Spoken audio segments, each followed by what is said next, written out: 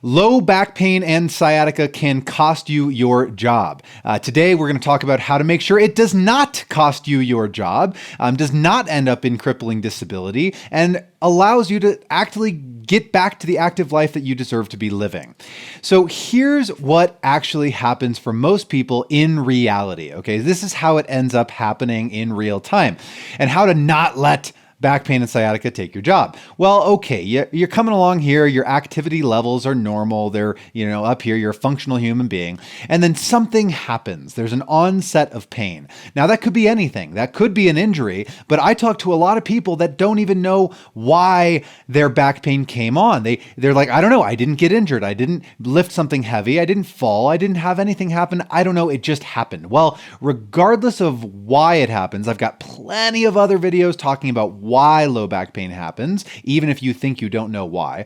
But it does happen, and it starts, and then all of a sudden your activity levels plummet, right? You're not able to do basic things like walking or sitting down, doing your job, sitting at a desk, standing, anything basic. You can't do those things. So what happens? Well, maybe you take time off of work so that you can rest and recover. Seems like a good idea. Now, let's say that you're one of the lucky ones, one of the lucky people, and not everybody has this, but let's say you have some paid time off stored up. Well, cool. Good for you. You had some paid time off. So no big deal, no harm, no foul. But eventually you're going to run out of that paid time off. And what happens is they force you to return to work before you're ready to return to work. So your activity levels suddenly jump back up to normal, working levels, which is too much too fast. And if you watch my other videos, I talk about this a lot.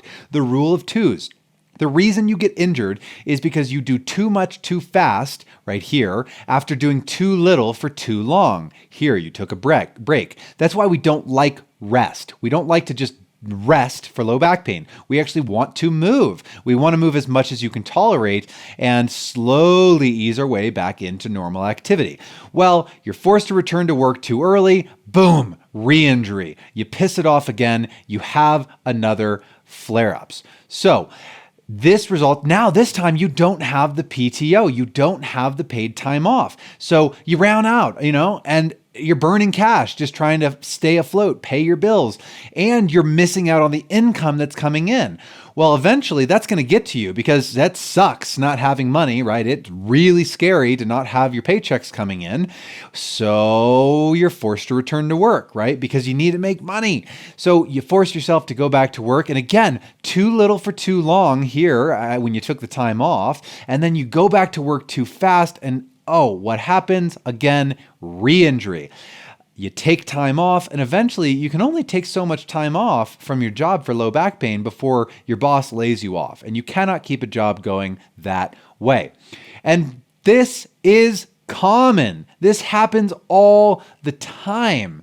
So what happens is low back pain, really, the truth is it's the number one cause of sick leave. Okay? Number one cause in the world of sick leave is low back pain. It is responsible for 12.5% of work absence overall, okay? Days taken off of work because of sickness, okay? Absence. And ultimately, there is, in a 6-month period, there is a 16% chance of missing work due to low back pain specifically. So it is a huge burden, right? And it keeps people out of work all the dang time. In fact, it's so bad if we look at the average number of days, let's say you have a low back pain flare-up. You tweak it for some reason. Sometimes you know why, sometimes you don't know why.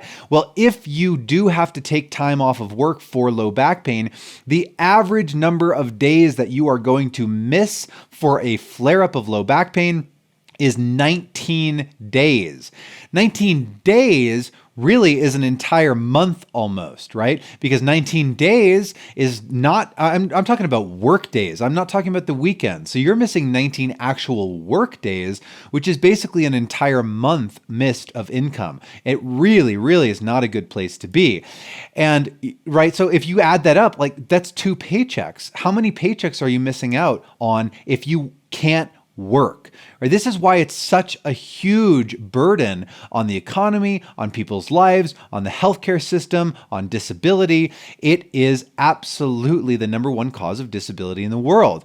And here's the deal, right? Only 77% of workers have paid time off.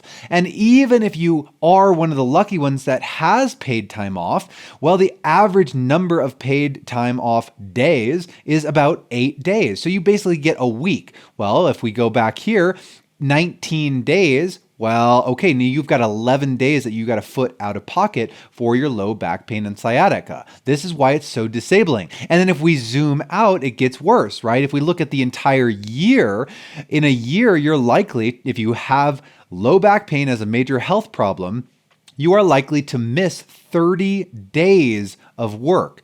30 days, again, not 30 calendar days, 30 work days, which is about a month and a half of actual work.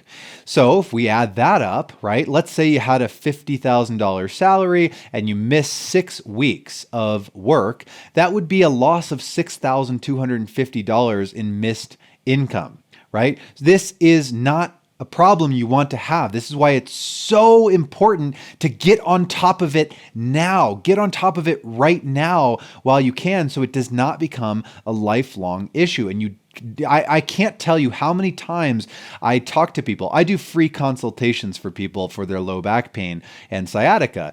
And so I talk to a lot of people on the phone. And so many of them, I ask them right away because I want to know, what do you do for work? Because that tells me a little bit about, like, are you sitting all day? Are you standing all day? Are you doing manual labor? How is that affecting your back pain? So many people, when I ask them that question, tell me, well, actually right now I can't work because I was laid off, or I had to quit, or I had to take a different position because my low back pain doesn't allow me to work. So let me know in the comments if you've had to take off time for time off of work for low back pain or sciatica. Just type time off in the comments. I'd be really curious to see how many people have actually had to take time off, because it's really, really common. I wouldn't be surprised if most people have actually had to take a little bit of time off, or a lot, or maybe had to lay off their jobs entirely, quit entirely. So let me know. Type time off in the comments and let me know if you've had to take some time off. So the flare-ups are really just the beginning, right? If you continue to have flare-ups, okay, you have some flare-ups, eventually you can't go to work, you have to take more time off, maybe you get laid off. Well, eventually, how are you going to work? You can't work. You keep having to take time off because you keep having flare-ups, because you haven't gotten to the root cause of your pain. You haven't figured out how to actually fix this thing. So the flare-ups really are just the beginning. And if they keep going and you don't solve it, you don't fix it, then the sad reality is that you might be forced into early retirement as a result of low back pain. Again, this is shocking. When I was doing the research here, looking at the research for low back pain and disability, this was a shocking statistic to discover that 41% of people between the ages of 45 and 64, so not old, you're still well into, part of the prime of your life, you still got a lot of good years ahead of you. 41% of people in this age bracket, if they have low back pain as a major health problem, do not work at all. I'm going to repeat that. If you are between the ages of 45 and 64, and you identify low back pain as a major health problem, your chances of being disabled and not being able to work are 41%. Nearly 50% chance of not being able to work because of low back pain. Let that sink in. You need to fix this. You need to fix this now, because if it gets ahead of you, or if you don't get ahead of it and it takes the best of you, this is the reality. And again, almost half of people that are dealing with this between the ages of 45 and 64. You should not be at 45 years old, you should not be dealing with crippling low back pain. You should be out playing with your kids. You should be out having fun, hiking, biking, working out, exercising, lifting weights, enjoying whatever kind of life you want to live, because you are way too young to be dealing with this shit. Okay. So how do we fix it? Well, I'll get to that in a second, but here's the deal: is it's not just the disability, right? It's okay, if you're forced into early retirement, what does that actually mean? Well, here, and by the way, when you see these numbers here that I'm citing, these are all peer-reviewed research studies. I will cite my sources at the end if you're curious about the research that I'm quoting. But if you are forced to retire early due to back pain, you're likely to retire with only about $5,000 in your savings account. I'm going to repeat that. If you have to retire early because of back pain, you're probably going to retire with only about $5,000 in your savings account. That is a very frightening place to be. That is terrifying. If you retire at the normal retirement age, you're likely to retire with about $340,000 in your savings account. That is a big difference. You're missing out on about $34,000 because you have to retire early. So, not to mention the medical costs that are involved, right? Because in the meantime, you got to treat your back pain. You've got to go to physical therapists, chiropractors, get spinal injections, take medications. You might have to have surgery. And these are all very, very expensive medical costs. On top of the income that you're missing out on, the fact that you're not going to have any money in your bank when you retire, if you retire early from low back pain, you've got to spend basically about the same amount on top of that in, surgeries, drugs, loss of time from your job, medications. All these things add up to about $340,000, assuming that for about 20 years, let's say you stick it out, you fight the good fight for about 20 more years, and before you're forced into early retirement. Well, okay, maybe you have 2 surgeries. You're lucky, you only have 2. That's $70,000.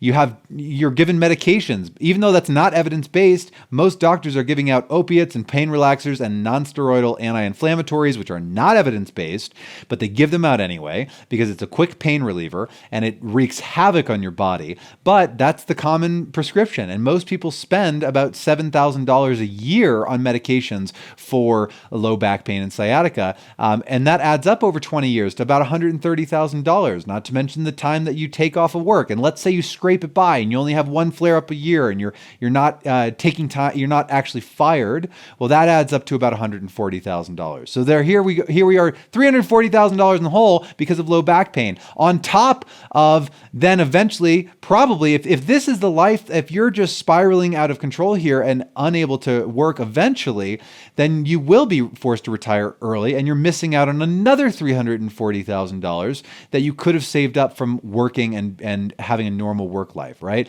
So I'm not making these numbers up. Again, I'm citing my sources. This is the reality. This is actually where it goes. If you don't fix low back pain and sciatica now, if this becomes a chronic, lifelong problem, this is debilitating, and you're going to be $674,000 in the hole as a result of having this as a lifelong disability. So it is absolutely important. There should be no other concern in your life that is as important as making sure low back pain does not become a disability for you. And it doesn't have to. It doesn't have to be this way. You don't have to have low back pain turn into a disability. You don't have to be fired from your job. You don't have to give up work. You don't have to do any of those things. The sad reality is that the standard medical route is terrible. It's crappy. It's not healthcare. It's sick care. They're just trying to give you a pain reliever to get you off their books and so they can see the next patient and make more money off of their drug dealers. They just give you pills. So your standard medical route is pills, injections, and surgery, none of which are evidence-based. Surgery sometimes, in very rare cases, is absolutely necessary and life-saving. But for the most part, most people, 95% of people with low back pain and sciatica should never have to touch a pill, never have to have an injection, and never have to have surgery. And yet, most people, the majority of them, are pointed in this direction, even though evidence clearly states not to do this. So this is why it results in disability, is because our medical system is broken, absolutely crushed and broken. But let's say you go the standard natural care route. Okay, well, good for you. Unfortunately, this route is still very, very, very broken, but let's explore it. So, okay, you do physical therapy. Fantastic. I think good physical therapy is amazing. Good physical therapy is a lifesaver, but it's really hard to come by good physical therapy. Most physical therapy is cookie cutter core stability exercises and stretching. It's basic. It doesn't get you strong. It doesn't get you, make you capable. You don't actually you have short appointments. The physical therapists don't have the time to get to know you and your goals and help you and personalize your program. So it's really unfortunate. Probably you're going to get a little bit better, but you're going to plateau really quickly and not actually get back to real meaningful exercise because they didn't get you strong enough to do that. So, okay, well, maybe you go to the chiropractor. Cool, great. I'm a doctor of chiropractic. I think that hands-on care has its place. It's nice. It feels good. But unfortunately, that's kind of it, right? It's short-term pain relief. And if that's all you're getting is short-term pain relief, and it could be chiropractors or acupuncture or massage or any of those things, it's short-term pain relief. That's it. It's a Band-Aid, right? So ultimately, if that's what you're going to go for, it's just going to be endless appointments. You're going to have to keep coming back over and over and over and over again, and it's not going to solve your problem. Well, what if you've looked entirely outside the physical realm? Maybe you're looking at, oh, wait a minute, hold on. There's this mind-body connection, which is great. Awesome. I love that you're doing your research and that you're open to a holistic approach to healthcare. This is the way, but it's still only a part of the solution, right? Here's the deal. Meditation, cool. Meditation's fantastic. And I think it should be a part of rehab. Frankly, it's kind of hard to make meditation into a habit, right? Especially if you don't have somebody holding you accountable to actually do it and teach you how to do it. It can be frustrating if you've never meditated before. It can be boring. Some people actually get anxious when they try to meditate. So you need somebody to show you a different type of meditation that doesn't make you so anxious.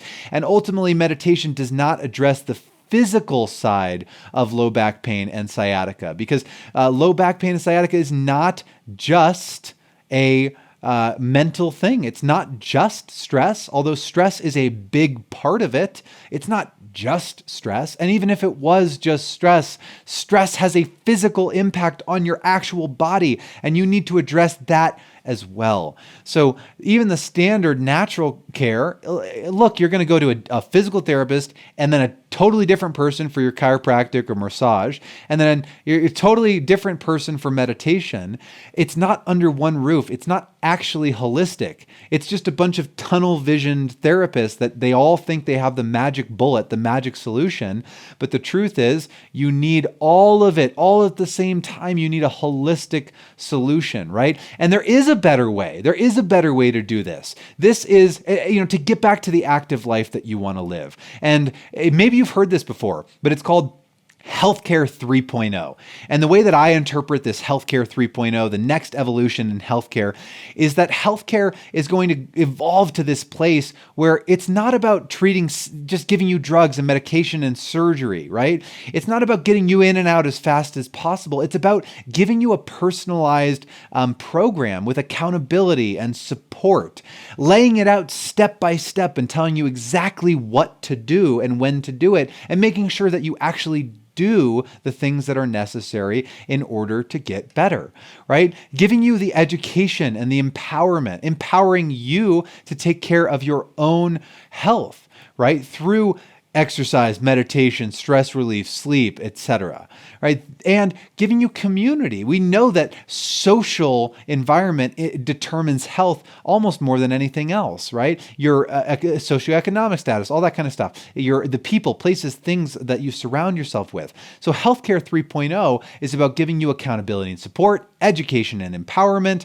and community and customization, and actually teaching you what to do, making you into the hero of your story. There is a better way to heal low back pain and sciatica, and that's it, right? And even more important than that is when we look at, well, what are you actually doing in that accountability and support? Cool, write a program, all that. Well, what do you actually do? Well, we actually look at the overall, the totality of your life. We say, Yeah, let's look at exercise. Let's make the body strong. Let's do real exercise that makes your body resilient, that makes your muscles and tendons and ligaments and bones and joints and cartilage and spinal discs heal and become stronger than they've ever been. But also, let's look at how you're recovering. Let's look at what you're feeding yourself, because if you're exercising, you need to replenish those tissues with good nutrients. So what about your nutrition? Oh, and did you know that stress-related illnesses are the top causes of death in the United States? So let's make sure that we address stress as well. It could be meditation, but it could be spending meaningful time with loved ones. It could be a lot of things. It could be breathing. It could be meditation. It could be anything. So we want to make sure that you have some way to manage the stressors in your life as well. Oh, and what about sleep? Because, hey, even if you do all these things, you exercise perfectly, you eat perfect food, you do all the stress relief in the world, but you're only sleeping 5 hours a night, you're not recovering. Your body is falling apart because you're not recovering because you're not sleeping. So none of this is going to matter if you don't get good sleep. So we need to look at the body and mind holistically. That is the better way. That's how we make sure that you do not end up having to quit your job or get laid off because of low back pain and sciatica, right? And that's the kind of thing, like, I'll just give you a bit of hope. Like, I'm all about hope. I think that if you can't see it, it's hard to believe it. So I always love to tell people about, stories of my patients and my clients that I work with, because this stuff happens. You can change your life. I see it every single day, right? Like, I had a client, Jeff, who had low back pain and sciatica. He worked a desk job in IT. He actually just had a new baby on the way, or now not on the way, but at the time it was on the way. And when I started working with him, the new baby was delivered actually within the first few weeks of us working together. And he could not do basic things, right? Even sitting at a desk was too painful. And certainly picking up his new baby was really painful and caused a lot of sciatica down his leg. Well, when we addressed all of these aspects, we made his body strong, one step at a time, nice and easy, not rushing it, not too much too fast, not too little for too long. We made sure that he wasn't just eating a bunch of junk food, a bunch of crap, right? We give him some meditation so he could actually manage the stress. Having a new baby, very stressful, very stressful. And sleep was tough, right? Sleep is tough, new baby for sure.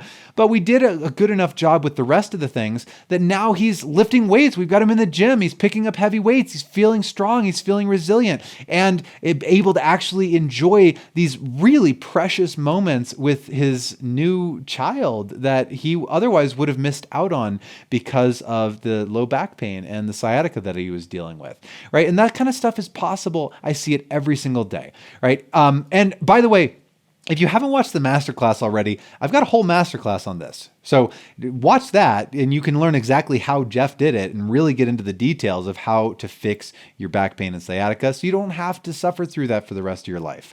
As always, I cite my sources. I believe in peer-reviewed research. So here's all my research. If you want to take a screenshot of this, so if you want to dive into the research, you're welcome to do so. Just always want to point out that I'm citing my sources. And then I think more important than knowing about, okay, I get it, right? Recap. Low back pain and sciatica can absolutely cost you your job. It's the number one cause of time off of work, right? And if it spirals out of control, that's a lifetime of disability that you do not want to have. So wouldn't it be better to just avoid that disability in the first place? So if you want to know how to do that, make sure to stick around for the next video in this series, and that'll appear on your screen right here. I'll see you in the next video.